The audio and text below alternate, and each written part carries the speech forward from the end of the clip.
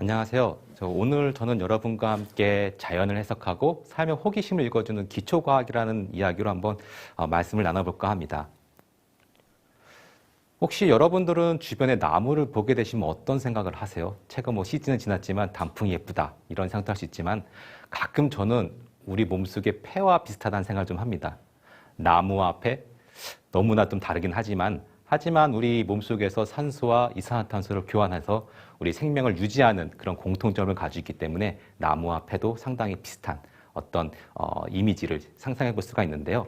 이렇게 기초과학은 주변에 있는 어떤 현상들을 새로운 시선, 그 다음에 새로운 생각으로 관찰을 하고 그리고 확인하여서 그 현상이 어떤 것인지를 해석하는 일들을 하고 있습니다. 또 최근에는 분석 기술이 너무 잘 발달해가지고 이런 반응들이 어떻게 진행되고 있는지를 좀 더 정밀하게 확인해 볼 수가 있죠.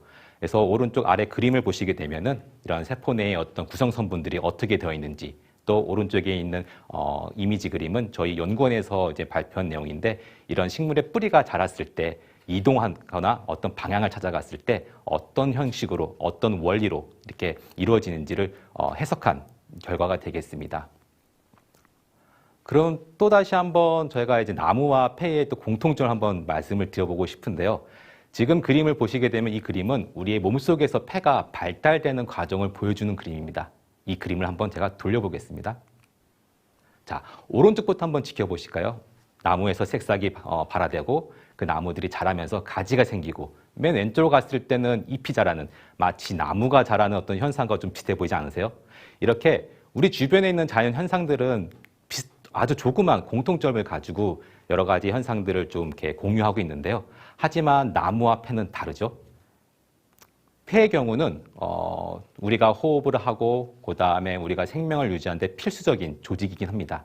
이 폐를 조금 더 자세히 한번 관찰을 좀 해보게 되면은 아래쪽 그림에 있는 것처럼 작은 풍선들이 모여 있는 그런 폐포라는 것들이 있습니다. 이 폐포의 어떤 그 풍선 안에는 면역세포와 상피세포, 그다음 혈관세포들이 하나의 팀을 이루어가지고 산소를 교환하거나 산소와 이산화탄소를 교환하거나 우리가 외부로부터 오는 박테리아, 세균, 그리고 미세먼지로부터 우리 몸을 보호해주는 역할을 하고 있죠. 이렇게 자연현상들을 관찰하게 보면은 새로운 것들을 좀 확인할 수가 있는데 오늘은 제가 조금 더 어떻게 기초과학과 삶에 대해서 조금 얘기를 한번 드려보고 싶습니다. 개인적으로 생각하는 삶이란 어떤 그 단어는 우리가 살아가고 그 다음에 죽고 회복되는 과정이 계속 반복되는 어떤 일련의 현상이 아닐까 싶습니다. 그렇다면 이런 삶을 저희가 어떻게 기초과학으로 설명을 해볼 수가 있을까요? 저는 오늘 여러분께 대식세포라는 면역세포를 가지고 한번 설명을 해볼까 합니다. 이 대식세포는 100여 년 전 러시아 과학자인 메치니코프가 처음 그 기능을 발견하고 노벨상을 받은 후에 많은 과학자들이 연구한 면역세포입니다. 가장 큰 특징은 뭐냐면은 우리 몸속으로 오는 세균을 잡아먹고 제거하는 역할을 좀 하고 있다고 알려져 있는데요. 맨 오른쪽 위에 그림 보시게 되면은 이런 대시세포는 외부에서 세균들이 왔을 때 이 세균이 어떤 세균인지를 인식을 먼저 하고 잡아먹은 다음에 그걸 소화시킵니다. 이렇게 소화시키는 과정을 통해서 다양한 면역 반응들을 유도하게 되는데 만약에 우리 몸속에 있는 대시세포가 어떤 특정 유전자가 잘못되게 되면은 위의 그림은 정상적인 대익세포인데 이렇게 정상적인 대익세포는 박테리아, 세균을 잘 제거하지만은 유전자에 문제가 생긴 대시세포는 세균을 제거하지 못하고 세균이 그대로 자라나는 그런 현상을 보이고 있습니다. 하지만 대시세포의 유전자의 잘못뿐만 아니라 세균도 치열하게 자기가 생존하기 위해서 그런 전략을 가지고 있는데요. 우리가 어느 곳에 살다가 이사를 가듯이 이 세균들도 어느 한 세포에 만약 감염됐을 때 자기가 살아나기 위해서 그 원래 감염된 세포로부터 벗어나서 다른 세포로 이동하는 그런 전략들을 가지면서 생존하기 위해 치열한 싸움을 하고 있습니다. 다음 그림은 저희가 이제 전자현미경으로 본 결과인데요. 이 세포 속에서 생존하고 있는 그런 세균들을 찍은 사진입니다. 언뜻 보기에는 평화롭게 존재하는 것 같지만은 저희가 이제 연구한 결과를 좀 요약해서 그림을 말씀드리자면은 왼쪽에 있는 그림이 세균들이 우리 몸속에 들어왔을 때 자신이 생존하기 위해서 정말 많은 방법, 많은 전략을 가지고 치열한 싸움을 하고 있다는 그런 그림이 되겠고요. 오른쪽 같은 경우는 대시세포도 그런 세균들을 제거하기 위해서 여러 가지 공격적인 전략들을 가지면서 이렇게 세균과 박테리아가 서로 살아남기 위해서 치열한 경쟁을 하고 있다는 것을 말씀드릴 수가 있습니다. 마치 우리가 삶을 살아갈 때 다른 누군가 경쟁을 하거나 또 잘 하기 위해서 치열한 경쟁을 하듯이 우리 몸속에서도 이 세포들이 치열한 경쟁을 하고 있다고 말씀을 드릴 수가 있겠습니다.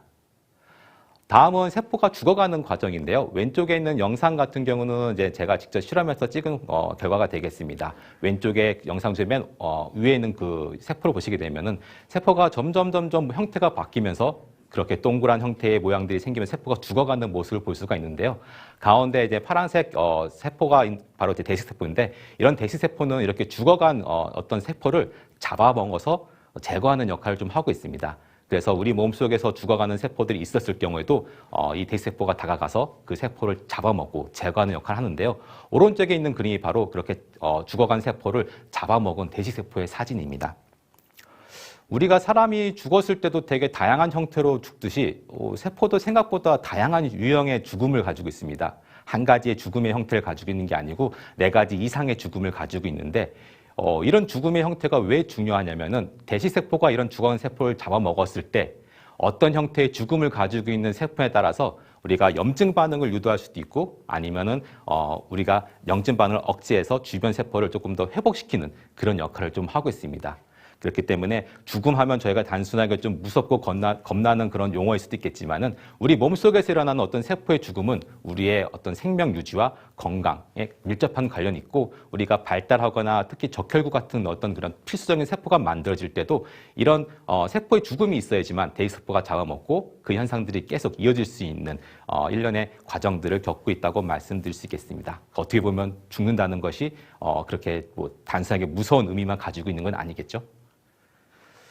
그렇다면 이렇게 죽어간 세포들에 있어가지고 이제 다음 단계 회복이랑 좀 어떻게 연관돼 있을까 조금 말씀을 드리자면은 최근에 이제 네이처라는 다들 아시는 좋은 논문에서 발표된 내용인데 세포가 죽어갈 때 잘 있어라는 굿바이 시그널을 보낸다고 합니다. 죽어가는 세포가 왜 잘 있어라는 신호를 보낼까요?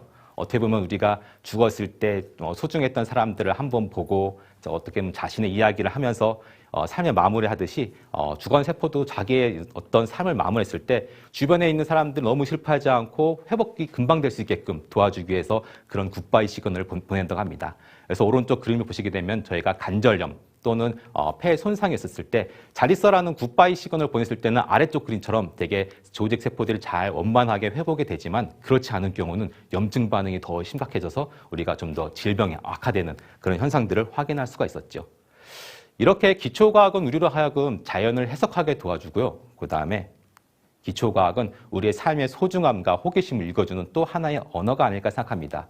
그렇기 때문에 기초과학은 저희처럼 전문적인 어떤 지식을 가지고 있는 과학자가 혼자만 하는 연구가 아니고 주변에 되게 다양한 시선과 생각으로 바라보는 여러분 또한 기초과학의 하나의 기초과학 연구자로서 충분하게 활동을 하실 수 있다는 생각이 들고요. 앞으로도 이런 기초과학에 대해서 많은 관심과 따뜻한 응원을 부탁드리겠습니다. 지금까지 경청해 주셔서 감사드립니다.